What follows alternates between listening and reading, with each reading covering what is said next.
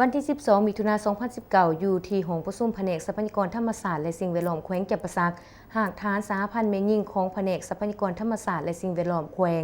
ได้จัดพิธีปาฐกถาวันสร้างตั้งแม่หญิงลาวครบรอบ64 ปี20กรกฎาคมปี 1955 หา20กรกฎาคม 2019 ขึ้นโดยการเป็นประธานของฐานคำใบวงเจริญห้องหัวหน้าแผนกทรัพยากรธรรมศาสตร์และสิ่งแวดล้อมแขวงแก่นประสัก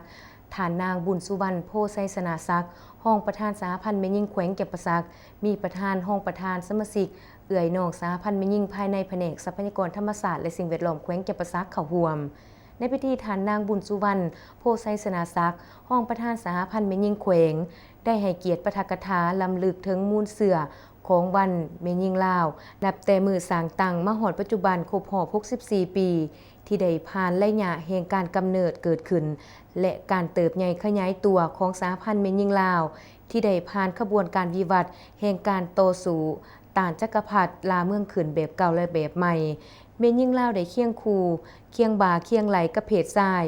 ต่อสู้อย่างเด็ดเดี่ยวเหนียวแน่นเพื่อทวงเอาสิทธิเสรีภาพความเสมอภาคประชาธิปไตยมาสู่กำมือของประชาชนลาวผ่านขบวนวิวัฒน์ดังกล่าวเฮ็ดให้แม่หญิงลาวมีบทบาทสำคัญในเวทีการเมืองของประเทศเฮาดังนั้นพรรคและรัฐบาลจึงเห็นสำคัญ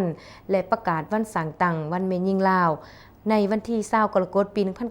1955 มาฮอดปัจจุบันครบรอบ64 ปีเพื่อเป็นการสืบต่อมูลเสือดังกล่าวสหพันธ์แม่หญิงลาวก็ได้สืบต่อเสริมขยายบทบาทของแม่หญิงลาวในการเต่าโฮมความสามัคคีปลุกระดมสุขอยู่แม่หญิงลาวบรรดาเผ่า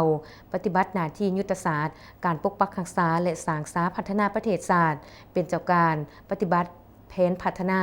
แม่หญิงลาวและนำพาขบวนการแม่หญิงลาวปฏิบัติคำขวัญขอแข่งขันให้ปรากฏผลเป็นจริงซึ่งการปาฐกถาในครั้งนี้ก็เพื่อเฮ็ดให้เอื้อยโหน่แม่หญิงในแผนกทรัพยากรธรรมศาสตร์และสิ่งแวดล้อมแขวงได้รับรู้เข้าใจถึงความหมายความสำคัญของวันดังกล่าว